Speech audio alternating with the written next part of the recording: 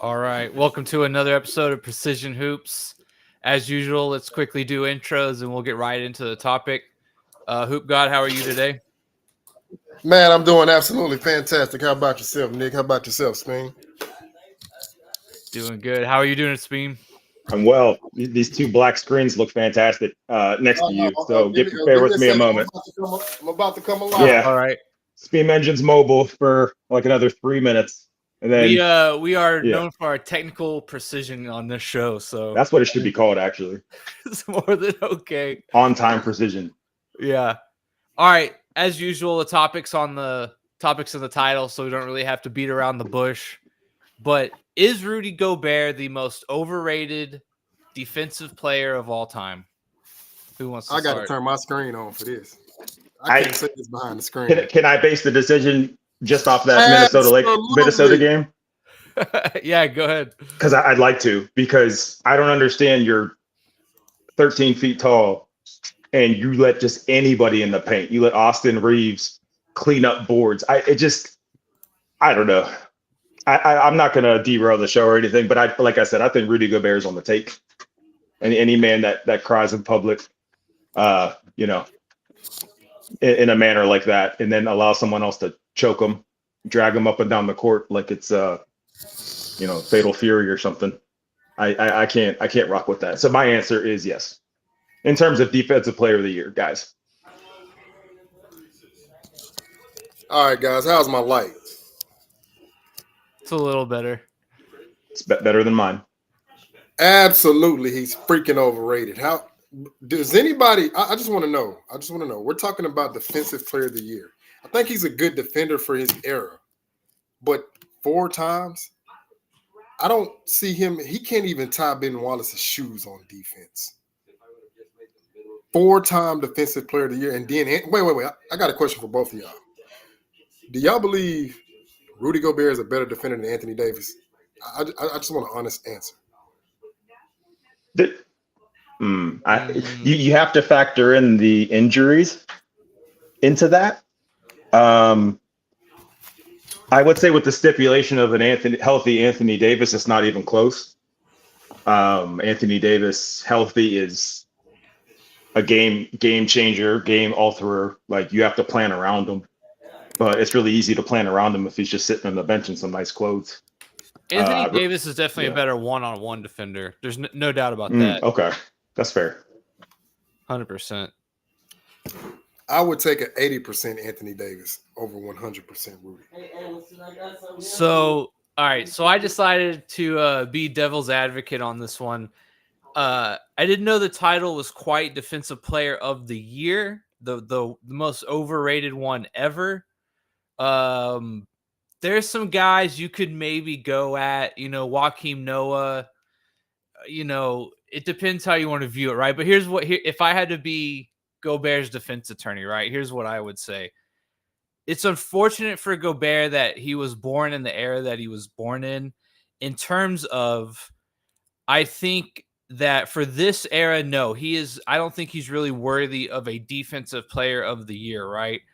And I think it's a little unfair for Gobert to have won the award as many times as he has, because if there is anything that is lagging in the NBA that's behind the times in terms of awards, it's definitely Defensive Player of the Year, right? A power forward or center has won it 30 out of 42 times. And that includes when the award was first introduced. It was won mainly by guards, right? In the beginning. And then after that, it just became a de facto big man award, right? And I think it's just kind of stuck there. And Gobert has been, unfortunately, like the default answer for as many years as he's won it in a way.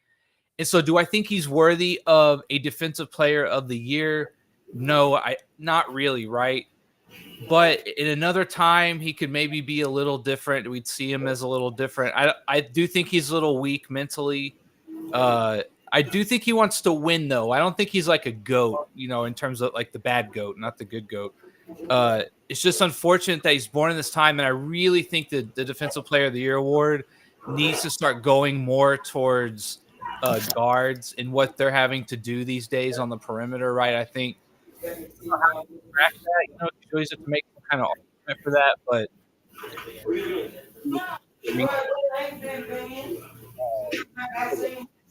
and that's kind of unfair for Gobert, right? Is he the most overrated one ever, though? Absolutely. Now, I don't know. Marcus Camby won it once. I mean, Tyson Chandler, Joakim Noah. So this is my thing. I've seen Marcus Camby have better defensive performances than Gobert. Prime example, 2009, when the Nuggets made it to the Western Conference Finals. Like, he was anchoring that defense. He was the rim protector. He was their best post defender. They got to the Western Conference Finals, but ultimately they went up against, the Kobe-led Laker team. Joakim Noah, he was anchoring that Bulls defense because they suffered like mightily without him.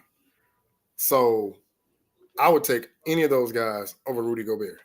My thing is, I think Rudy Gobert, for the era that he plays in, like he's indicative of this era. I mean, let's be honest, these guys, they low manage, they don't take the game serious. I don't want to play back to back and just all this unnecessary stuff. Well, when I see that, it's kind of like you said, there's not really an onus on defense. So we'll just give it to this guy. Now, I think Rudy Gobert is an excellent help defender. I think he's more suitable there. I think that's his strength, because when you bring him out to the perimeter, he's a liability. You couldn't say that about. In today's ball, like the one-on-one, he's just completely lost, right? In terms of and that's kind of like you said, he's like he's a good rim protector. He's a good rebounder, right? Overall, comparatively for the rest of the league, a decent shot blocker, right? So I feel like he just kind of got the award. And is he worthy of a 4-time? Hell no, right? Not even close. No. And he's definitely way overpaid, right? And that's another part is that I think because of the award he's won and the amount he's being paid, he gets a lot of scrutiny. He's way overhated. I still think he's a serviceable center in the NBA. If I have to kind of be political, right? I don't think he's total garbage. It's just 4 times winning it and the amount he's paid. It's really, really hard to justify. So I'm looking. I seen one of the guys. I think it was Hakeem Olajuwon. So shout out to him. I always want to give credit to people who, who say something or present something that I didn't state myself. So he said no player has recorded 300 blocks in a season since 2003-04, which is he's correct. He's spot on with that. Was Theo Ratliff 03-04. Now I'm looking all the other guys who've recorded 300 blocks. I'm gonna give you a quick rundown. Hold on. Elmore Smith in 73-74. Kareem has done it twice. Let's see. Kareem's on here twice. Tree Rollins, Mark Eden, Manute Bol, Mark Eden, Manute Bol, Pat Ewing, Hakeem Olajuwon, David Robinson, Mutombo, Olajuwon again. All these guys are from the 90s, the 80s, and the 70s. So to me, that's even more proof positive that they don't put an onus on defense because these guys are getting 300 blocks in a slower pace. I'm talking about Ewing, Olajuwon, and Robinson in their era, and Theo Ratliff, mind you. We're playing in an era now where these guys are getting how many possessions? 117, 120? How come they're not getting 300 blocks? Yeah, the most Gobert had 2.7 and 2.6. Those are like his 2 highest years, which is not bad, right? His wingspan's almost 8 feet. Yeah, that's crazy. Those numbers need to be twice that. He should be killing his life. Wemby's on his way. Wemby's on his way, and he's going to be doing that. He should have. Wait. Let me look at this. So the guy, Elmore Smith. Hold up. Because I want to make sure I'm not missing. Okay. No. Mark Eden in 1984-85 recorded 456 freaking blocks. That is pretty crazy. Kareem in 75-76 recorded 338. Hakeem 334 in a season. And also Hakeem also had 300 steals. No, 200 steals. My apologies. He had 200 steals and 300 blocks. But Rudy Gobert can't. I mean, I'm gonna just see what is his most blocks in the season. This is just mind blowing. Go ahead, guys. I'm sorry. Yeah, and that's what I mean. Where like in Hakeem's era, right? There were a lot of guys. I'm not gonna say there were guys as good as Hakeem, but a lot of guys had good defensive stats in terms of the blocks and the rebounds. And again, I think it's just sort of carried from there that's just what you judge everyone on. And Gobert is such a unicorn in today's game where he probably has a decent chance at leading the league in blocks. Looks like he's led the league in rebounds 1 year, but he's essentially double digits, 12, 13 every year, right? Which is good for these times. And yeah, I feel like they just give it to him because that's just what they judge it on still, right? And I think that's like a disservice to both ends. Rudy Gobert's most blocks in a season. 214, the year 2016-17. He ain't even sniffed 300. That's a low number. Extremely low. So you were trying to find a nice way, Nick. I noticed to call it. Yeah, I'm trying to be devil's advocate here, right? Yeah, but when you're that big, there's really, it sounds terrible, but there's kind of no reason for you to be out there if you're not gonna, like, when you're that size, if you're not playing to your ability, it's kind of really it's a waste of a spot, I feel like, because if the defense isn't worried about you and they're just taking pull-up jumpers in front of your face like that, there other teams don't. I think the most important thing, other teams don't respect him. I 100%. do. I don't even know if Gobert's like starter worthy, depending. Oh, that's interesting. Right? He would have to be, I think, almost like a particular matchup where maybe you would start him. Maybe the other team has another big guy that they roll with. You think Gobert maybe can handle his own in that matchup, but you know what I mean? Like I don't think his role is best serviced as a starter in today's NBA. Gobert coming off the bench, I could see that being pretty above average for the backup center position. So in 2007-2008 season, Marcus Camby led all big men in blocks with 285. So he got the closest since Theo Ratliff at the 300 mark. To me, which is pretty significant, seeing that the era, that had less spacing. So I'm still like I think this is giving me a whole new category now to like talk about like what did he average in blocks that year? Marcus Camby? Yeah. Let's see. Had to be like above 3, right? 3.6. So if you want to round up 4, but yeah, it's officially 3.6 per game. And this is in a slower pace, mind you. Yeah, I guess again, if I had to take the other side, it's just a guy like Gobert is not going to get a lot of block opportunities in today's game, but 100%, like he should be getting more or doing more, right? It's just, yeah, I agree. Marcus Camby, to your point, second highest. My bad, man. Marcus Camby's second highest is 231 in 06-07. Still better than Gobert's best. Okay, good. Yeah. Isn't Marcus Camby only? Isn't he 6'11"? He's not even a 7-footer, right? If I remember correctly. Let me fact check that just to be sure.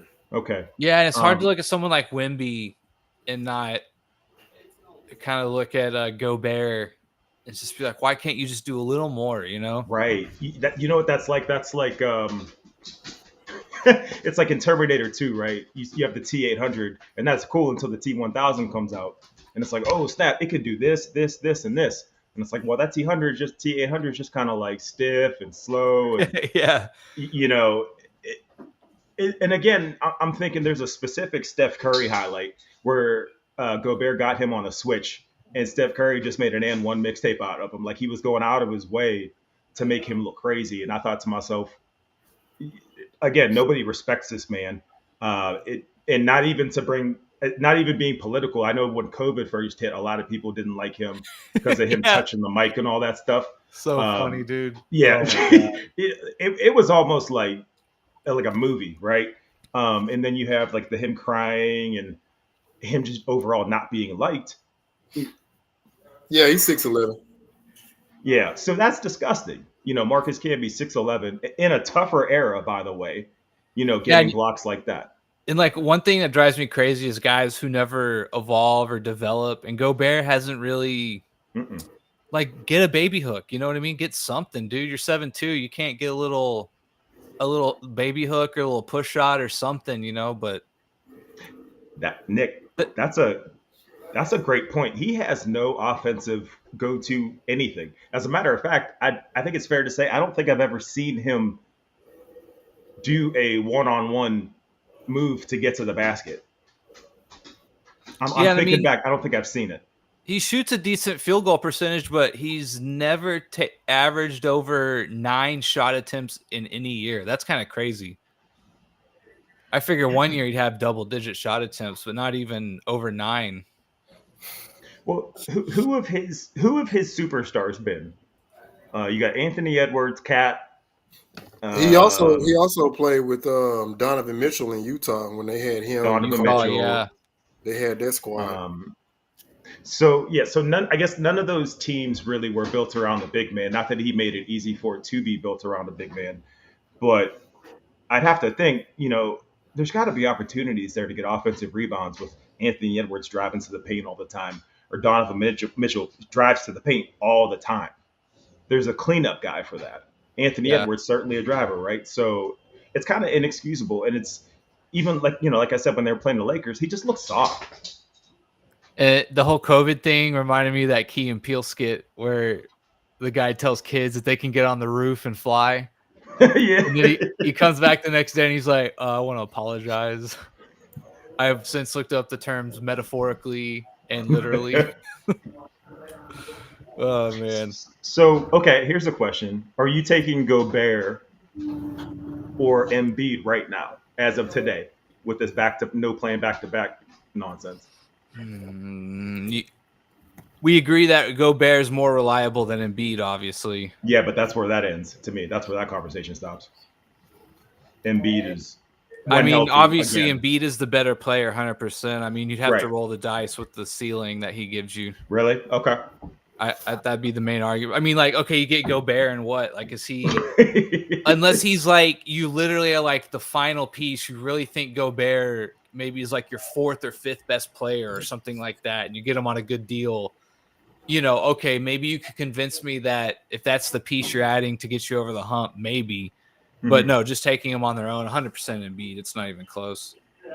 See, that in itself tells you everything you need to know. You'd rather take a player that's not dependable, saying he's not going to play, over someone who's dependable and might as well just be there. Yeah, I mean, with Embiid, I guess you're just hoping you can get to the playoffs and he's somewhat healthy, and you just see let the cards fall where they may after that, I suppose. It's also pretty telling that the NBA is investigating his or the Sixers and this whole injury thing. Yeah, I saw that. I guess the only people to question is like the doctor, I suppose. I guess we'll have another Kawhi. I don't know. Kawhi with the Spurs situation. Yeah, it's kind of crazy. I mean, what do you think about no back-to-backs? Like, as a fan, It's ridiculous. Huh? To me, that's ridiculous. You make too much money to not play back-to-backs. Yeah, that's just me. These dudes are too spoiled and entitled, man. It's ridiculous. I know. I agree with all that, but is it like such a sticking point that does it change much in the grand scheme of things or what have you? I don't know. I guess it'd be unfair to the guys, obviously, who went through back-to-backs previously, obviously, but. But has that proven to be effective, the not playing back-to-backs? Wait. Past seasons? So I'm I don't know. That'd be an interesting deep dive if someone could put together points that some guy played on back-to-backs or stats versus what they did after resting. It'd be kind of interesting. So I'm gonna put on my capitalist hat for a second. So we know that the higher ups, the objective is to make money. Right now, my thing is, how can you make money when your marquee players are sitting out? Prime example, I feel like, okay, put some type of clause in here where you can already say, hey, you're already going to tell your fan base, this is the game that I'm not going to play, rather than doing it on the fly. That way you can do what? You can prevent that fan from purchasing that ticket, wanting to see that player. Now they can say, okay, well, this player is only going to play, or he's not going to play when they play this particular team, barring injury or whatever. Because my thing is, you have to have some type of, you have to have something in place, just like in the military. When you know, I agreed. I've always liked that rule that if someone's playing for rest or no back-to-back, it should be really easy to, like a week out, commit to not playing on that back-to-back, right? Like within 5 to 7 days or something. And at least have some type of clause where the fan can get, if not all of their money, a portion of it back. I mean, I don't know if they have an insurance in place, but I don't like that because it's like you're not actually considering your fan base. And like I heard Kobe say it, I've heard Michael Jordan say it, I heard countless others say it. You don't know who wants to come see this player. And all of a sudden at the last minute, oh, he's not playing because of load management. Like, nah, I don't like that. That's a lack of integrity. I've always agreed with that point of view. I don't think you put an insurance like that, Hoop Scott, unfortunately, because it's like at that point it becomes opinion based, right? It's like, well, tonight this player's not playing. Well, I don't want to show up. All right, but this player's not playing. So then how do you decide, how you justify a refund, for example? Yeah. Like if Trae Young's not playing, it's like, well, all right, who gives a shit? Yeah, I don't know about the whole money back thing, but definitely if you made like a 5-day rule or something like that, people would wait to buy their ticket or make plans. 5 days is more than enough time, I think, for most of the time. Not for even people to to do. sidetrack us, but I didn't even think about the life part of that. Like you make plans to get to the game, you got to travel, you get like all those expenses. I never even thought about that. Yeah. Yeah, some people like follow the team or what have you, or again, people have told a story like you save up and you go to maybe one game a year where you get like okay seats, right? Maybe not nosebleed, but a little better or something, and you like take your kid or your friend or whatever, right? Whatever it is, you get that one game like Hoop God was kind of saying, and then that day he's like, "Oh, I'm gonna sit out for rest," and it's like, "Well, fuck, man." Right. I took off work to be here. Yeah, 100%. Yeah. That's just ridiculous. Yeah, but I mean, do we think there's literally anyone that is a worse defender? The only ones I can think of is that would be close, right? Tyson Chandler, maybe, but Marc Disagree. Gasol, Joakim Noah, Draymond Green. We can maybe. Hey, listen. I think this, like, not to digress, but I think Marc Gasol earned his DPOY. Like, I legitimately am one of the few that says I think he got robbed of all defensive first team. I think Yeah. LeBron should have got that. I mean, I can't stand him, but I feel like he should have got that over Marc Gasol. Yeah, I mean, I just brought those guys up because those are really the only ones I see, right?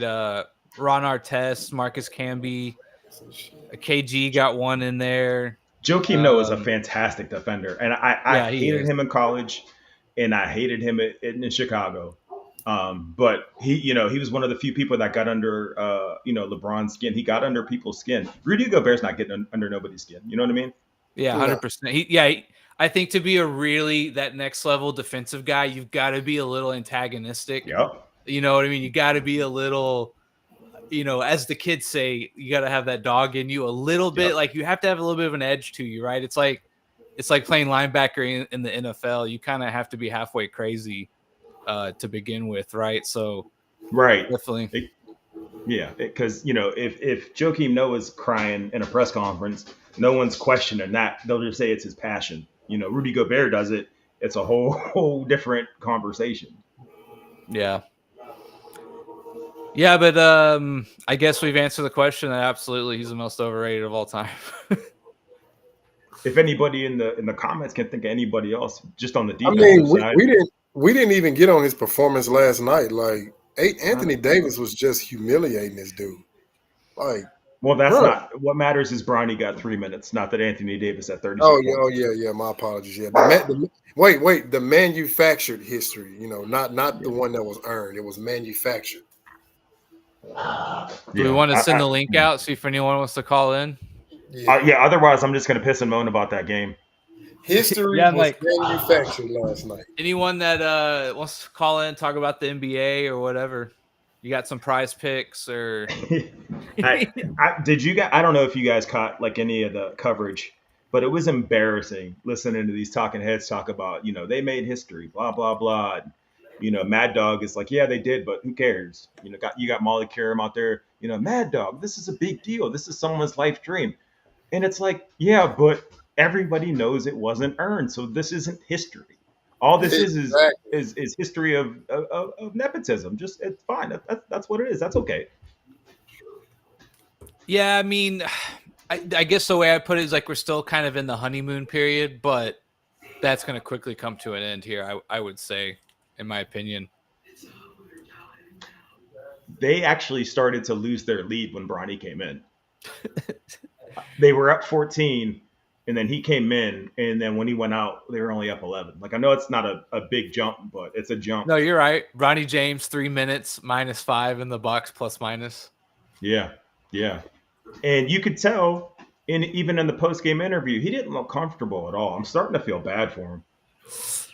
Yeah, well, never mind. He's a millionaire. Is he gonna go down to the G League at all? Do you think this is like a one-time thing, and now they send him down or something? Magic Johnson already said it on Jimmy Kimmel Live. He was like, Bronny don't need to play one game in the NBA. He needs to be in the G League. And I agree. Interesting.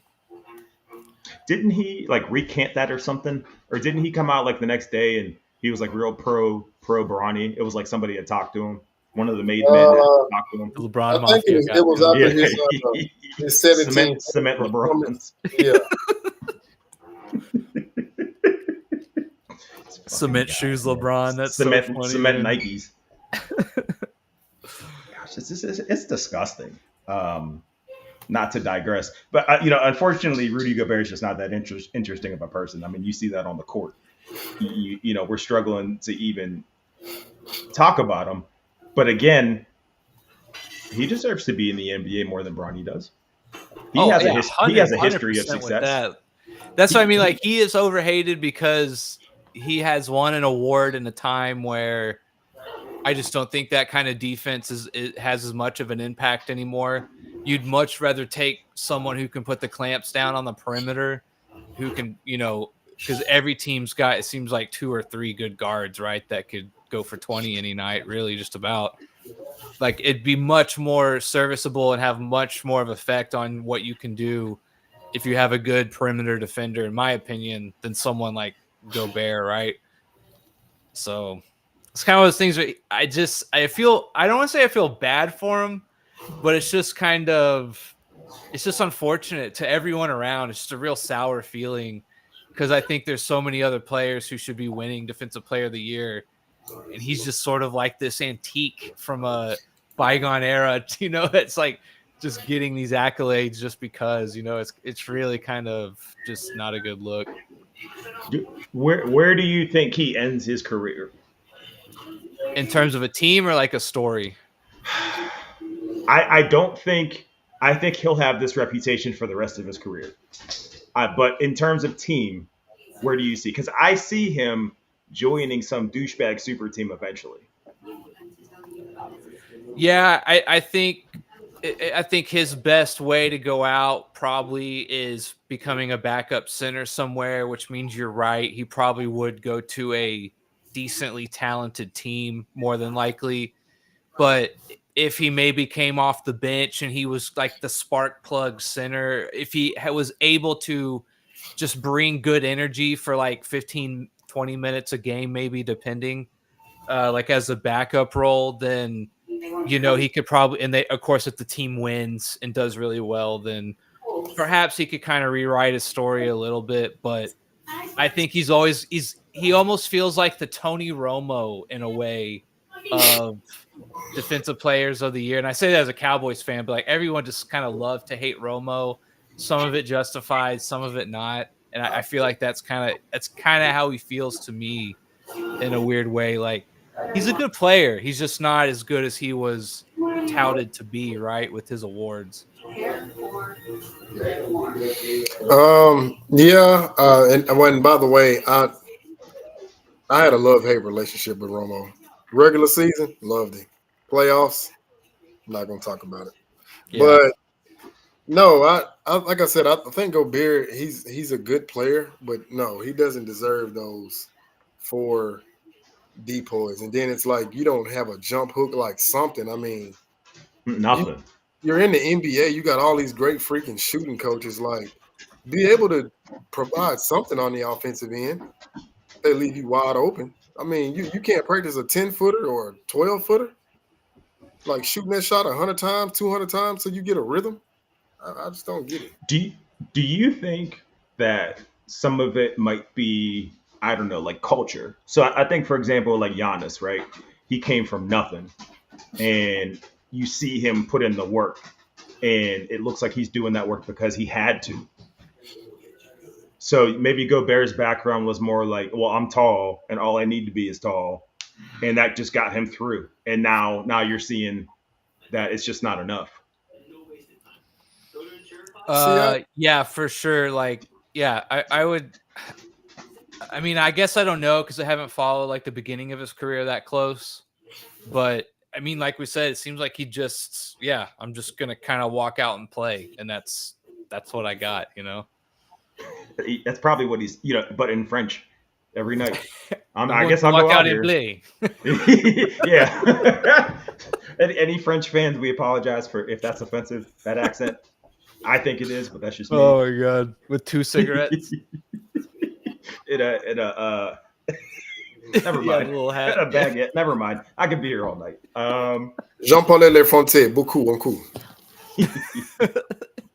He just, I don't know. It's I also don't think he has the respect of Anthony Edwards. It doesn't seem likely to me. Yeah.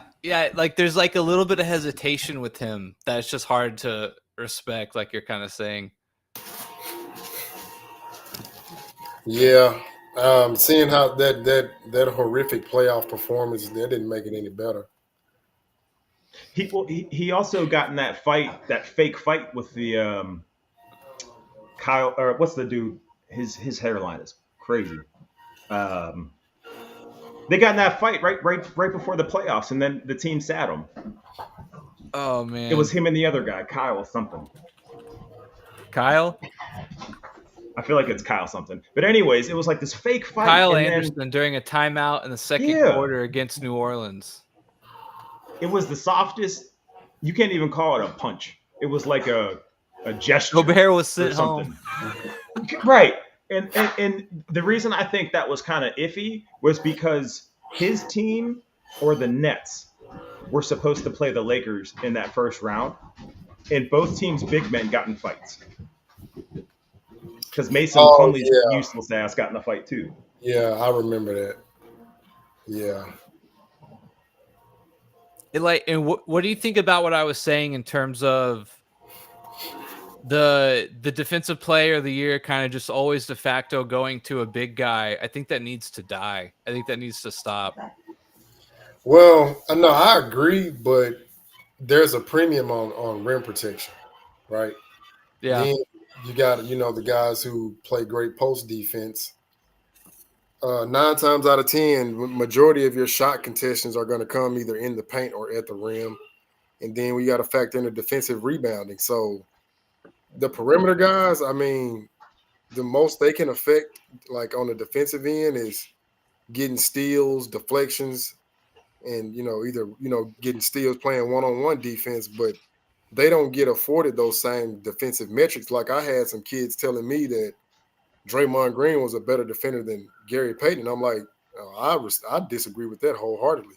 I'm like, I've seen Gary Payton like take guys one-on-one and I mean clamp them up. Like, how do you think he got the name the glove? I'm like, Draymond ain't really locking people up. Like he can kind of like, be a menace down there and possibly make you shoot a low percentage, but he's not playing that Gary Payton type defense. Like you up, like you can't do nothing. Nah. I'm sorry. Yeah, I guess that's the other thing too, is because I think to become considered like a good lockdown defender, you have to do it for like 2, 3, 4 years. And then you get notoriety for it. Where I feel like as a big guy, if you can get decent blocks and rebounds, you're just automatically a good defender, right? If that sort of makes sense, because like you said, we have metrics for that. And again, we can just look at that and say, oh, well, that's good defense. Even though, again, I think in today's game, I think a lockdown perimeter guard on average is more valuable than someone like a Gobert. Yeah, I agree. Because if you got that guy who can hound the other opponent's best perimeter player, like I would say like a Pat Bev, and can make that player shoot low 40s, high 30s, and that's a win, but that's a win for that perimeter defender, not the big guy, because he's only there to, like I'm not minimizing it, but he's there to rim protect, guard the paint, and of course, collect the rebounds. And again, that's why I said that the guards more often than not are at a disadvantage because they're not able to get those defensive rebounds and all that type of stuff. So you actually have to watch the game to see their impact. Like I would say Tony Allen. I think he may have been robbed of 1 or 2 defensive player of the years because the way that man would just get after you, stats didn't tell everything. Like he wasn't worried about if he got a steal or a block. His job was to either force you into a bad shot, force you into a missed shot, create a turnover, or just to do anything to get you out your rhythm. That was his job. This is also why D Wade is such an unsung hero, because defensively, as a guard, he was a rebound guy, he was a block guy, he was just this fantastic one-on-one defender. And to your point, um, to me, I don't know if he would have been a defensive player of the year candidate, but I thought Drew Holiday had one. I guess he does not. No, That's so insane to me. Marcus Smart, is that who you're thinking of? Maybe. That'd be the only, like, it's like the only guard until you get to Gary Payton. I believe Jordan has at least Yeah, one. yeah, Jordan. I thought he But did. Yeah. it's been spaced out. Like customarily, it's the big men and the forwards. Yeah, so it's funny. Sidney Moncrief won the first two as a shooting guard, then Mark Eaton, then three more shooting guards: Alvin Robertson, Michael Cooper, Michael Jordan, Mark Eaton again at center. Rodman won it back-to-back small forward. And then you have centers and power forwards win it for like 18 of the next 20 years. And that's probably not going to change because defense is just getting less and less with every year. Yeah. Oh yeah, and shout out to Jim Thunder. Yeah. Excuse me. Marcus Smart. He's iffy when it comes to that flopping stuff. He still has one of the most notorious ones, if not the most notorious one, when he threw himself out of bounds and actually hurt his arm flopping against. Yeah, I kind of remember that. Kyle, I feel like it was Kyle Korver, and I don't know if he was like one of the originals, but he's not innocent of it. And I don't know. I feel like if you flop that much, you automatically you shouldn't be considered for something involving defense. Yeah, like there's a bit of an art form to it, but yeah, some guys do it way too much. 100%. It should be something that's used sparingly and like in a spot, you know, that's like to your advantage in a way. But yeah, there's some guys who just they rely on theatrics way too much. Each team should get 3 flops, and after your third flop, then it's a technical. No, it's a you just lose the game. Well, they have a penalty, right? Or fine? It's bullshit. It's $5,000, and they never call it. They never use it. Yeah, it's only been called I think a couple times. I feel like yeah, a couple times in like 5 years. it's I'm already worried for the league this year. Not to be pessimistic, but you think Wemby will get it this year? Hell no. After what happened to him in the playoffs, wait. You said Wemby or Rudy? Wemby. Oh yeah. He's my DPOY favorite. Yeah, I thought you said Rudy. So yeah, my apologies. I don't know. AD is. I feel like he's got a fire at him this year. Granted, it was only one game. I think he's sick of this Bronny shit already. He even had a comment after the game saying this is the first time they won after a LeBron thing. And I was like, well, that's telling.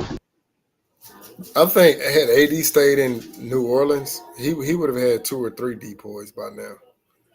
But dang, Victor Wembanyama is definitely the favorite, though, I think. Oh yeah, by far. I wonder what the who has him on their team? Oh, that's so me. Right now Victor is a -155 favorite at the beginning of the year. That's pretty heavy. Yeah. For one guy to be that much of a favorite. For one guy to be that much of a favorite for a best of the league award, that's it's pretty nuts. Agreed. In his second season too, and it seems like he's not with the games at all. Like he's here. No, I like that. I like that statement that he made about guys that he used to look up to. He kind of see they don't really have that drive like that. They don't have that desire. And I'm like, I hope this is not being like. I hope this is genuine, and I hope like he's gonna alter that mentality and like kind of get back to that old school mentality. I'm just hoping that he's consistent. That's all. That's an interesting topic. Like, how do we project not necessarily Wemby's career, but this season? What do we think his numbers are going to be? Because as soft as it's looking, he could be doing 30 and 15 every night. Who, Wemby? Yeah, Where do I think his points and rebounds will be? yeah, and blocks too. Let me go over 2 on the blocks. What did he get last year? I feel like it was 2 a game, like 2.1 or something like that. Yeah, maybe I'm not actually calling anything that's that bold. He averaged 3.6 blocks last year. Oh my gosh, I was twice what I thought. Wow, Wait, who that's was that? crazy. That's Wemby. Yeah, I didn't know he That's a averaged rookie. that much. God damn. Oh That's wow! disgusting. What was his block total? His totals were, they don't have them for some reason.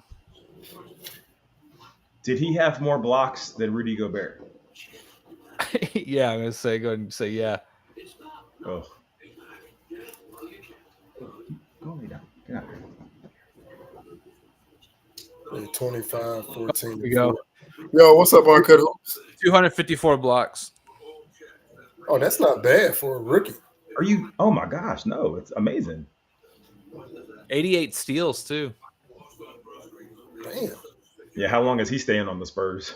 I don't know, man. They got a nice little squad going. We'll see what they do this year. Yeah, then picking up Chris Paul, which he's taking every team to the playoffs. So Yeah, but that's that's always where gonna that be a stops. good addition. Do they still have Vassell or whatever his name is? They traded him, huh? Not sure about him. No, Devin Vassell. Yeah, he's still there. I really like him. What's the dude with the blonde highlights on that team? Black dude with blonde highlights. Yeah, I know who you're talking about. I remember reading a story that like the Wemby was frustrated because that dude intentionally was not getting him the ball in good situations. Jeremy Sochan. Yeah, Sochan. Is he a guard? Power forward? Yeah, power He's forward. Small forward, power forward, yeah. All right, so you have people in the comments saying 25, 14, and 4. Is that good enough for MVP and Defensive Player of the Year? Because to me, it's like the point. Yeah, the point totals aren't there, but it's like across the board, that's hard to deal with. Yeah. Over 25 points. Hang on. And we'll say, the Spurs win 35 games. He was 21.5 points last year. Mm-hmm. So over 25, that's where you're pushing it. It's possible though. Okay. I'm gonna go 24. His rebounds were almost 10.5 last year. I'm gonna go 24 and 12. Just 24 points. Wow. Okay. 3 blocks again would be pretty nice. 24 seems okay. Because I was thinking more along the lines of like 28. Damn, you think he's gonna push 30, huh? I do. He seems to have so much more heart than every big man that's not named Giannis. Yeah. I can't think of anybody. I can't think of anybody that he only played 30 minutes per game last year. I did not know that. That seems insane. a little low, but we'll see what happens. He also was a little injured last year, so maybe that's something to do with it. Yeah. But yeah, because for him to get those totals, if he pushed like 35, 36 minutes a game, all right, then I'd go over 25 and over 12 for sure. Okay. But yeah, 30 minutes a game. That's a little interesting. It is. 33% from 3. I would love to see him shoot like 38% percent plus from three. That'd be really nice. That's almost unfair. Yeah, if you started doing You know that. what I mean? Yeah. He had some dunk last year where he took like 2 steps from basically half court, Yeah. and it looked like CGI or something. Wait, Wemby? That was like early in the Wemby, year. yeah. That was like the first game, it felt like, or something It like was on that. some guard. Where he just ran under him. He was like, oh, well, maybe next time. Again, this is how crap Rudy Gobert is. We're talking about everybody else. Yeah. All right. Well, do we want to shut it down then? I was gonna say if nobody's calling in, if AOH or Michael from the hotel or Dart, any of those guys aren't calling in, then yeah, I'm gonna go take my medicine. Yeah. You got any final words, Hoop God? Wemby should be the defensive player of the year. Rudy Gobert, although a good player, overrated as a defender. No way in hell he should be a 4-time DPOY, maybe 2 at the best. But I'm just not understanding how this guy don't have close to 300 blocks. And other guys who played in a slower paced era have way more blocks than him. That's all I got. Too. All right. And as always, Mike.